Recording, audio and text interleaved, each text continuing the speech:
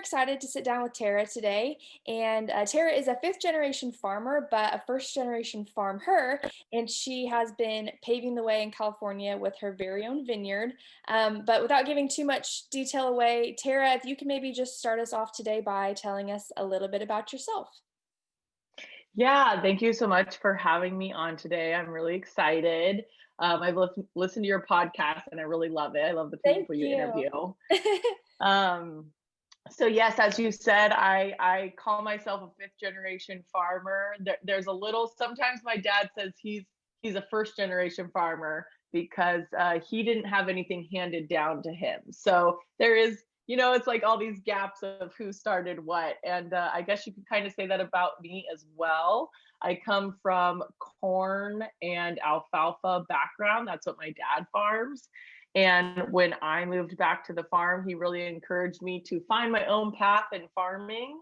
And I took some classes, tried to figure out what I wanted to do, and I ended up landing on a vineyard. So after a few years of hard work in 2018, I planted a 50-acre vineyard.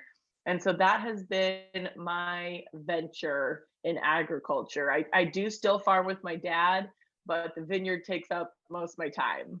Yeah, I'm sure you are very busy with all of that. As far as, like growing up, did you know, obviously you said you have the agriculture background and the whole generation thing, it's so funny to hear everybody's different discrepancies on like how it works in their family as far as generational goes. But like growing up, did you know you wanted to come back to agriculture eventually, or how did all that kind of happen? Yeah, I had no idea. I loved growing up on the farm. Like I can't imagine any other kind of childhood. And I remember loving it when I was a child. I loved it, but like I didn't work on the farm. I mean, when I was in high school, I didn't work on the farm at all. I kind of thought I wanted to be a teacher. I really enjoyed working with kids. But actually, when I started college, I went as a studio arts major. I Hmm. was really into photography and stuff like that. And then while I was in college, I was like, I'll make it my minor. So I ended up making it my minor. Kind of went through this whole like, I don't really know what I want to do with my life. And I did end up dropping out of college. It just wasn't right for me. And I went on to be a nanny because I had kind of thought I wanted to be a teacher. Mhm. I loved working with kids. I had a nanny job that I absolutely loved. I worked with such a great family, loved it so much. But there just was still that little feeling of like, is this what I'm going to do for the rest of my life? Mhm. And one year, my boss gave me a vacation during October, and it happened to be during corn harvest. Okay. So I thought, well, I'll go back to the farm and I'll help my dad with corn harvest. And it just was like a light bulb moment. It really was like after that harvest, I was like, this is what I want to do. This is where I want to be. And I went back and I quit my job and I moved back to the farm. And so I moved back to the farm like I want to say like January 2015-ish, somewhere around there. So I've been home almost 6 years. Okay, and so real quick too, so you're in California. Where in California? I know Northern California, but where, like location wise, are you in California? Yeah, so I am in the Sacramento River Delta. Okay. So I'm in Sacramento County, and there's this really unique area where the Sacramento River flows and has broken up the land into little islands. So I actually live on an island, but it's not like an island out in the middle of the ocean. Yeah. We're surrounded by river, but yeah, so the Sacramento River Delta, it's a really unique area, and I love it. Yeah, so I'm actually from Contra Costa County. Oh, you So are? yes, very close to the Delta. Grew up. I mean, the Delta was like 2 miles from our house. Taking the boat out and stuff. So very familiar with the area for sure. Oh, that's so awesome. I didn't realize you were from California. Yeah, I know. I love kind of connecting with people through this because it's like, oh my gosh, you're from Fresno or you're from Sacramento County or wherever. And it's like, we're all so close, or we were at some point so close locationally. And then now I'm in Texas, connecting with people in California. So it's kind of funny just to meet everybody Yeah. in a different realm. But okay, Yeah, that's awesome. So you moved back 2015, working on the farm, helping your family. What made you decide like you wanted to do your own thing, and how did you end up with a vineyard? Yeah, so my dad was really the one who pushed me to kind of find my own path in agriculture. And somehow my parents had heard about this program called California Farm Academy. And it was out of Davis at the time. Oh gosh, I'd have to double check where we were out of. But so I signed up for this program, California Farm Academy. It was like 6 or 7 months long, and it was 2 to 3 days a week. And we grew like mixed vegetables, and then every other week we visited other farms. And Okay. it was really this like hands-on educational course. Didn't matter if you had farming background or not. It just was kind of like all hands in, you know? And when we finished the class, you had to finish the class with a business plan. And we presented that business plan to real farmers and bankers and people in agriculture. So we had this like little audience, which that for me was like the golden ticket. It forced me to write a business plan, and I actually had to present it in front of people that would be like affecting my farming future. Right. And so we visited a winery, vineyard at the time, and I really liked it. And vineyards were really getting more popular in my area. I don't live very far from Lodi, which is a very big wine region. So they were just kind of happening. And I felt like, okay, if I plant a vineyard, I feel like I can find a good mentor that grows grapes in my area. Still kind of new, but I wasn't going to be the first one. And I wasn't really ready to be like the first one at anything because I didn't know that much about agriculture yet. Yeah. So that's kind of how it happened. So I ended that course with a business plan called Beaver Vineyards, and that was in 2015. And then all of 2016, I actually commuted about an hour and a half and went to Napa Valley Community College. Okay. And it wasn't for the purpose of getting a degree. It was just like, I want to be in their viticulture program, and I'm going to take as many viticulture classes as I can in a year. And so that's what I did. It was great because I got classroom, but I also got hands-on as well. And basically 2017 was like ground prep, like getting everything sorted out, and learning as much as I could. And then we planted in 2018. It feels like it took forever, and yet it happened so fast. So fast. And that's so cool. I mean, what better place obviously than Napa to learn how to be in the viticulture industry and all of that. That's so cool. And I didn't even realize, I mean, I knew California had those like programs and stuff like that, but such a cool program that kind of gets you started and everything like that. Yeah, and anyone in Northern California that is thinking about getting an ag, like I highly recommend it. I loved it. And I mean, even for me who comes from a little bit of like we're not a huge farm by any means, but we do, like corn where it's like you grow a lot of corn, where we did like small vegetable garden, like CSA there, but like you still just learn so much. And the hands-on, it depends what kind of learner you are, and that's why college didn't really work for me. Is I'm just not a book learner. I really need to be hands-on to learn things. And that's why I did also appreciate Napa, because even though there was some normal classroom, like it's Napa, they want to teach you how to prune by going out into the vineyard and like pruning. So I did appreciate that a lot too. Well, and I'm sure too, it probably helped you create an awesome network of people to rely on once you got started on your own too. Yes, absolutely. Like I would not be where I am now without mentors and people I can call and ask questions. Because, my dad has helped me so much, but he doesn't really know about vineyards as much either. So even him, he's been like, you need to call this person, with that question. And yeah, the connections I have really helped me. That's so cool. That's such a cool program and awesome story to kind of get you started and how all that happened too. As far as though, okay, so viticulture, very different from other crops and all of that. But like, can you maybe walk us through like the process of like, okay, you plant the grapes, how long until you harvest, and like what all goes into it? Yeah, okay. So I planted, I'll kind of use my timeline because Okay. that's probably like the easiest way for me to keep it straight. So I planted what is called dormant vines. Okay. So you do not plant grapes from a seed. You get a grafted vine, and you pick a rootstock that does well in your soil, and then they graft the type of grape you want to grow on top of it. So I grow Sauvignon Blanc, which is a white wine.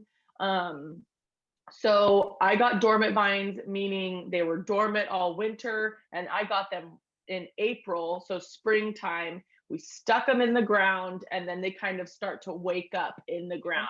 And they just look like these dead little sticks. It's so sad, kind of, because you're just like, is this really going to grow? Um, yeah, so I should back up a little bit. We have to put a stake for every vine. Okay. So when you're preparing the ground, that's the first thing you do before you plant is you put stakes in the ground. Because if you don't have a stake, the vine will just grow all over the ground. They need something to create the structure. Okay, that makes sense. So you plant the vine, it starts to grow up the stake, and you train it. You want to prune it back so that way you will have that one main growth. And then everyone does a different trellis system, which is basically what you see on top. So like in a lot of pictures, you normally see like a vine go straight up in like two arms. Some people do a quad, so it comes up and it has four arms. So you're training the vine and you prune it into a good training system that's right for your grapes in your area. And you just basically keep working on growing the vine for about 3 years. That is your focus on getting it trained and giving it the nutrients it needs. And on year 3 is when you finally get your harvest. And you're just watching those grapes that whole 3rd year. You can get mildew, so you have to spray sulfur dust, which is an organic product, but it has to get sprayed once a week, every week for 10 weeks. Oh my God. And like you cannot miss it. The other fun thing about sulfur dust is it has to get sprayed at nighttime because it doesn't like hot weather. So a lot of grape people have to learn to sleep during the day and stay up at night. The graveyard shift for grapes, right? Oh, for sure. So I don't have any employees, so I do everything myself. I do bring in a crew for the huge jobs like pruning. I could not get everything pruned in time by myself. But yeah, so I mean, as far as growing grapes, I could go on forever because there is a lot, but that's like kind of the basics of it. But to have a really short answer, you put the vines in the ground, you nourish them for 3 years, and then you finally get a crop. Okay, wow. So very intricate process, takes a long time. And then you just had your first harvest in September, right? Yes, my first harvest, which felt so amazing. I was really nervous because we got the California wildfires, and the ash can affect the grapes. And we were getting ash, and I was just like, seriously, my first year, this is what's going to happen, which I shouldn't complain because some people got it way, way worse than I did. I'm really lucky that everything was okay. And my harvest exceeded my expectations. So I was definitely like, after all that stress, I was on cloud 9 after that. Awesome. That's so cool. And I was going to ask if you guys were impacted drastically with the fires. So that's awesome, though, that you were able to kind of have a full harvest and get everything off the vines, I guess, really. Yes. We were lucky that we were far enough from the fires that nothing really affected us. We just got a lot of ash. Yeah, I know. Went home, I guess it was in August, and the smoke was just out of control. It was crazy. Yeah. Backing up a little bit though, how did you decide on like the variety that you wanted to grow? So I honestly, that was kind of picked by the winery. Okay. So I have a contract, and where I live, you kind of need a contract unless you're going to make your own wine. Other places, it's not like that. I mean, if you grow grapes in Napa, there's a winery that's going to want your grapes, you Mm. know, because it's Napa. But where I live, it really, because we're not as big of a region yet, you kind of need a contract to even get started. So with the help of my mentors, I approached some wineries telling them what I wanted to do. And when a winery agreed to work with me, they said, these are the 3 different kind of grapes we're looking for right now. So these are your options. This is what we'll give you for each one.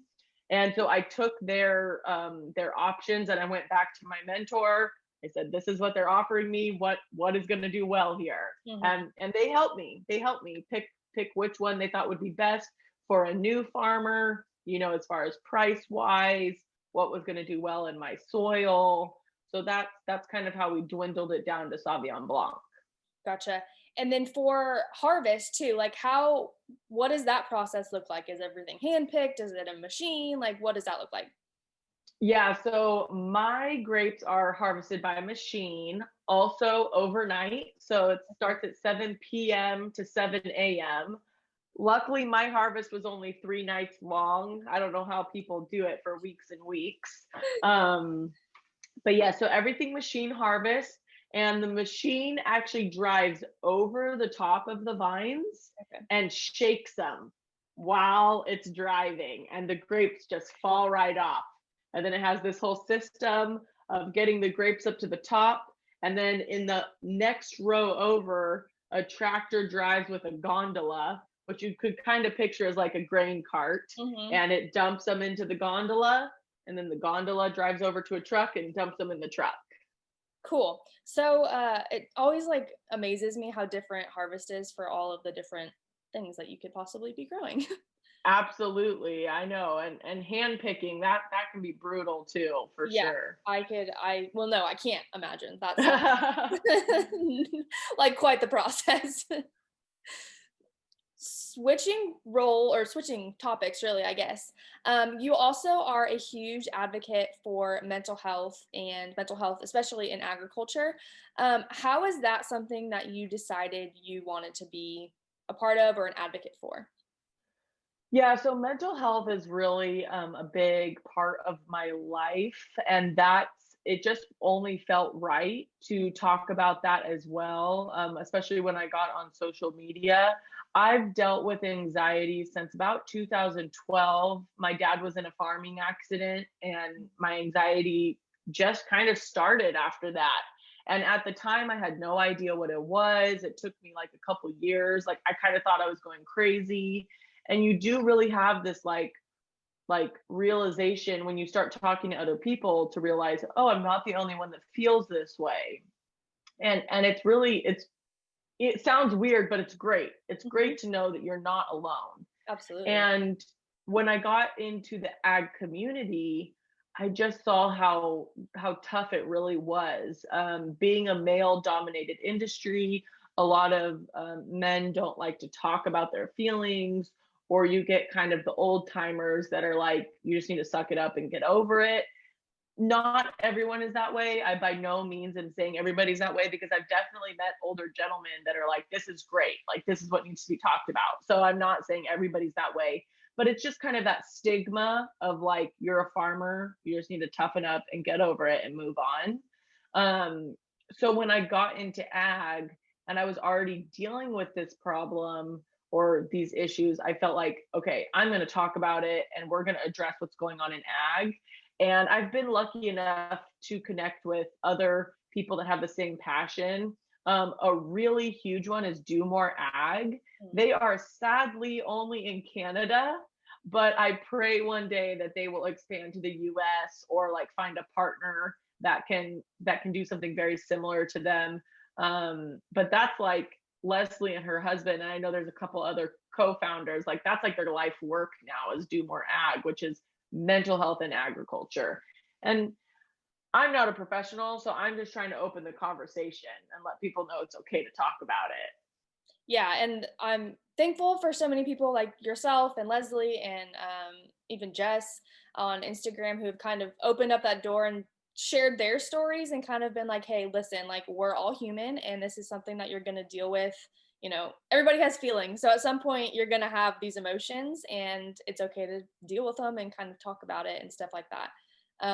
But now that you have kind of shared it and been in the realm of social media and everything, like, why do you think people have such a hard time talking about it?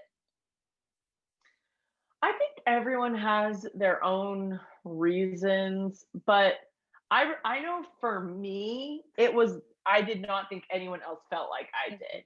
Yeah. I really felt like I was going crazy.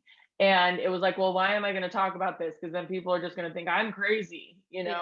know? So for me, that's why I took so long to talk about it, because I was just like, no one's going to relate to this. Yeah.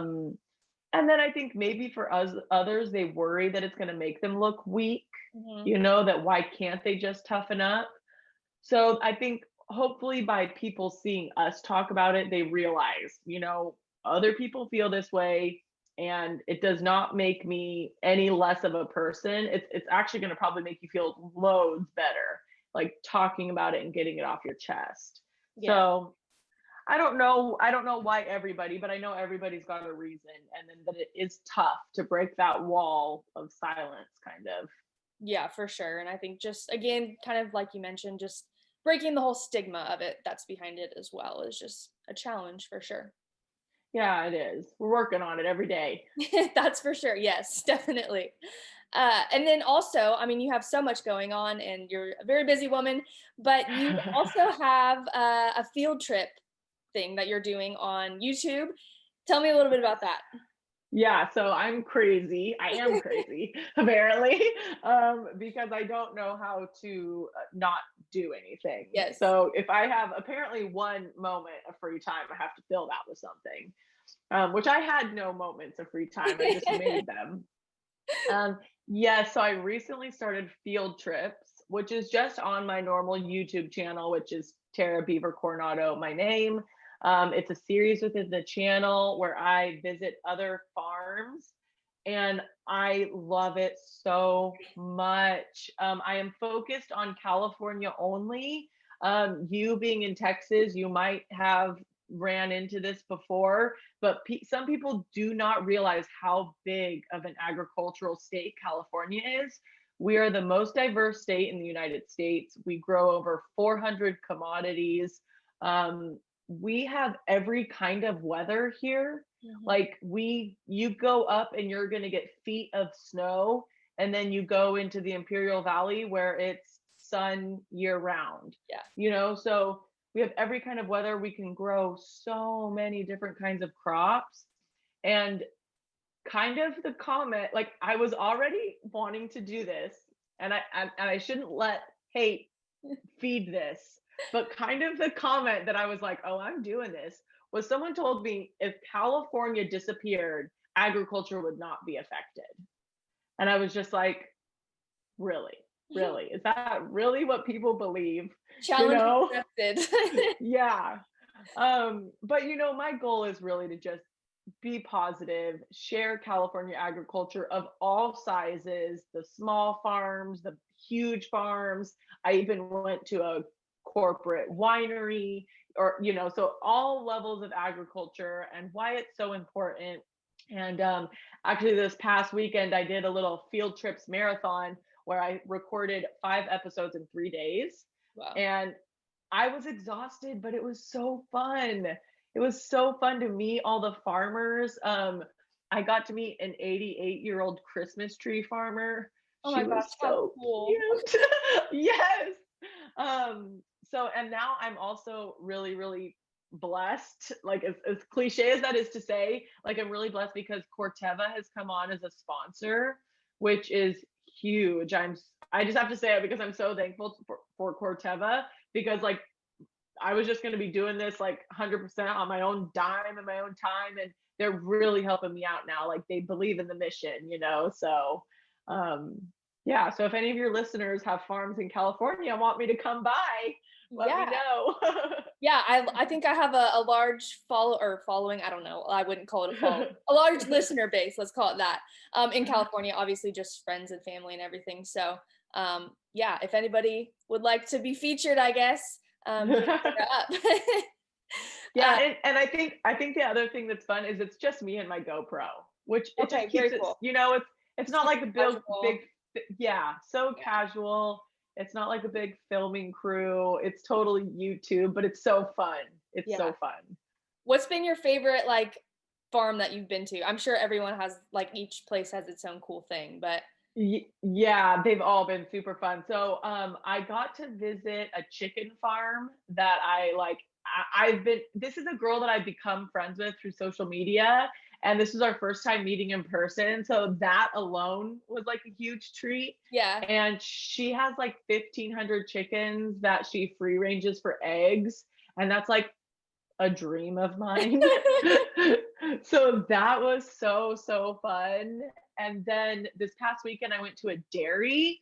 I have never toured a dairy, and it was amazing. It just, yeah. And the people is what really make it, you know?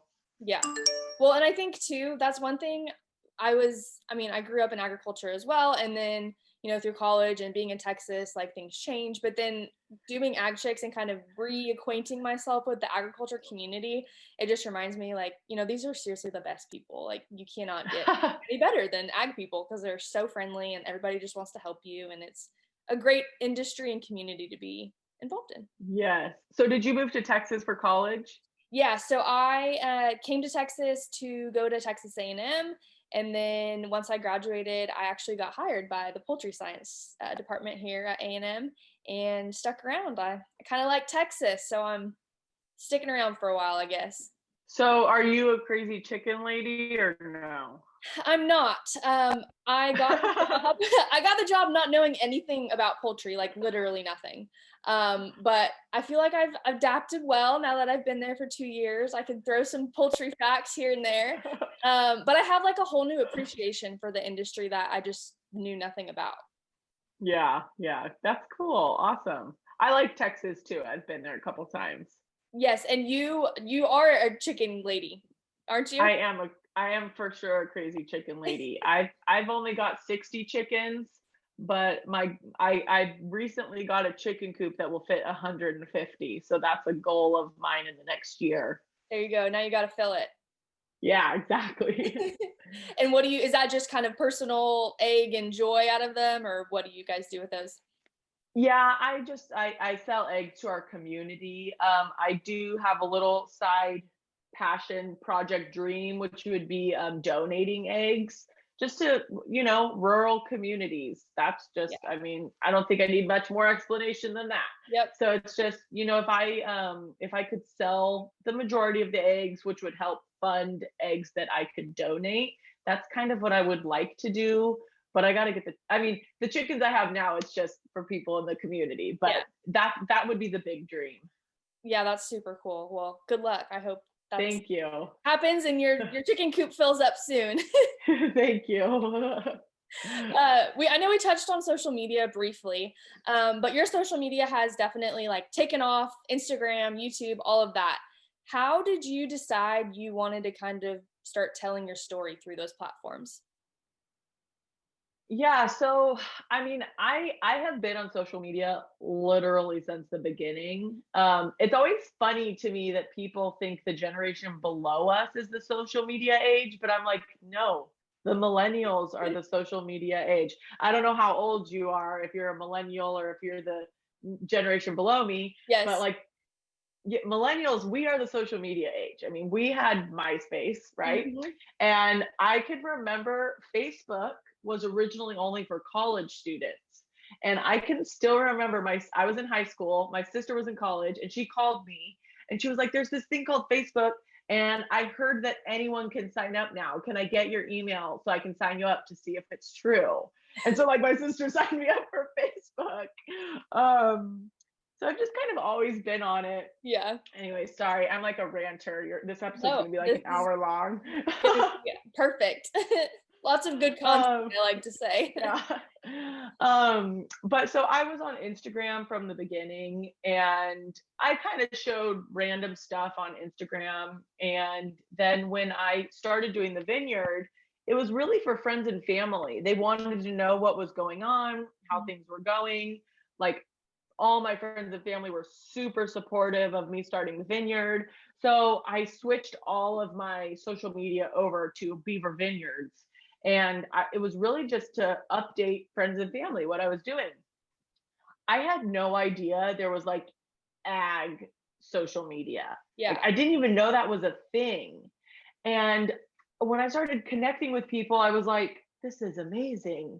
There are so many people out there that, like, there are people out there in ag, but like, I did not know they were on social media. Yeah. And just over the last few years, it's exploded. And I actually just did a post today, how thankful I am for the ag community and the social media community.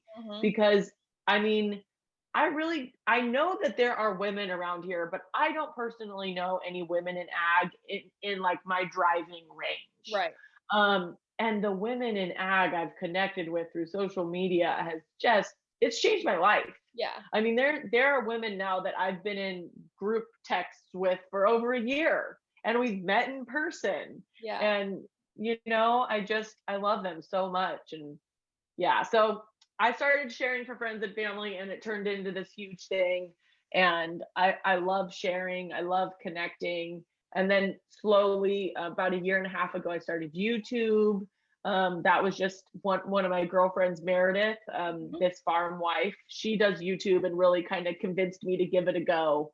And it's been a big learning curve, but I do really enjoy it. If you notice, I'm a talker. So it's easier for me to do YouTube, where I'm not so much a writer. Yeah. So sometimes like Instagram captions can be really hard for me, or they get like a book, and it's That's like, no how one's gonna want to read this. So it's like, okay, I can talk as much as I want, and if people don't want to listen, they can just hit next. Hear me out. Yep. Meredith seems to be the common denominator in a lot of people's YouTube journey. She always comes up when I ask people about their YouTube stuff, so it's so funny because she's great. She's so great, and she's so positive. Yes. And another one is Sandy Brock. Have you talked with her? Yes. Yeah, Sandy's awesome. Those ladies are just like, there's a few of us that are kind of new to YouTube, and those ladies are just like, you can do it, like just keep pushing forward, and that's the best part, is like making friends like that just like truly believe in you and like want to see you succeed. Yes, absolutely. I know. Yeah, they're great women. And I know we kind of talked a little bit too about, agriculture is a great community, but then I think even the community within social media of women is like so cool, just like you were just talking about. It's so like, I guess I didn't even personally realize like that was a thing until I started this. And then I was like, oh my God. And everybody's just like, every time I send a message like, hey, do you want to be on my podcast, or can I interview you? I'm so nervous because I'm like, oh my God, they're going to think like I'm this crazy person, Instagram, like DMing them on Instagram. But then everyone's like, yeah, sure. Great. What's your calendar look like? And I'm like, it just blows me away every single time that everyone's just so great. Yeah, no, I had no idea it was a thing either until I started like getting on there and connecting people. I had no idea. And yeah, I mean, 99.9% of those women you're going to meet are just so nice and awesome and just want to see you succeed at whatever you're doing. Yes, absolutely. And touching on that kind of as a final question on things, if you were to kind of give advice to somebody who was maybe wanting to get involved in agriculture, a young woman or just anyone really, what would maybe be something that you would advise them? Well, it definitely depends what you want to do. But if you're looking as far as to start like your own farm or get into agriculture, I feel this way whether you have ag background or not. If you don't have ag background, please don't feel like you can't get into ag. That's the number one. Anyone can get into ag. But my biggest piece of advice would be to find a mentor. Find someone who lives in your area if you can, and someone that does what you want to do. Yeah. And that has really, and I mean, it's the same as social media. Mm-hmm. Like Meredith and Sandy helped me on YouTube. It's something I want to do. It's a space I want to be in, and I go to them for help. And It's the same thing with ag. And if you live somewhere where there's not a lot of people around, look on the internet for someone that can help mentor you, that you can just send questions to. And I think like my mentor has helped me so much. I don't know if I could teach someone yet, but I hope one day someone will come to me and be like, I want to plant a vineyard. You know, what can I do? And I hope I can help them. Like I said, I'm not quite there yet, but I hope one day that I can. And you got to give back what you receive, you know? Yes. So yeah, definitely find a mentor in the area that you want to work in, whether it be ag or not, really. Yeah, I think that's awesome advice, and just being able to even vent to somebody at the end of the day is helpful. Just be like, Yeah. talk about the challenges and all that kind of stuff too. Yeah, totally. And one thing I'm really have been teaching myself as well, if someone ever comes to you and asks you to be their mentor or ask a question, like realize like there is enough abundance in this world for everybody. Yes. And that's been something I've been working on myself too. You know, like when another woman in ag gets on YouTube, it's like this is great because if she's successful, we're all successful. I feel Right. like that's something Sandy has really been teaching me. She's just like every time another woman in ag comes on YouTube, it's great because Yeah. like it's great for all of us, you Yes. know. And so sometimes it can be hard when you're like, oh, another person's going to get into what I do, but this world is so big. Like there's enough for all of us to be successful. Yes, that's so true. Yep. I love that. Perfect. Yeah. Um, and then Tara, last little bit here, where can people connect with you if they are wanting to get in touch with you? So the best place would be Instagram or YouTube. And my username is TaraBeaverCoronado, Beaver like the animal. I used to be under Beaver Vineyards, but now that will redirect you. I'm as much as I love the vineyard, I'm more than that. Yeah. So that's why I've changed it over to my name. So yes, Tara Beaver Coronado, come over, hang out, DM me. I love it. Positive community, positive but honest. I Yes. still keep it real. Still Yes. keep it real. I So show some true. of the not so fun things too. Yes, awesome. Well, Tara, thank you so much for spending some time with me. I really appreciate it. And I look forward to watching everything continue to grow and unfold for you as well. Thank you so much. I really appreciate you having me on. And it's so cool that you're from California.